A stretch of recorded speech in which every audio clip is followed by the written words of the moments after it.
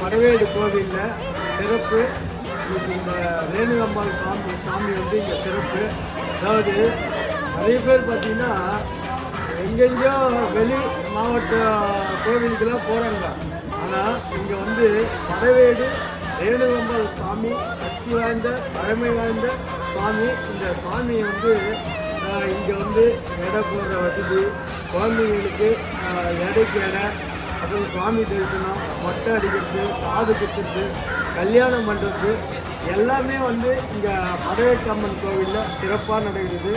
அதனால் தயவு செஞ்சு நம்ம மாவட்டத்தில் இருக்கக்கூடிய கோவிலுக்கு வந்து சாமியை தரிசனம் செய்யுங்க.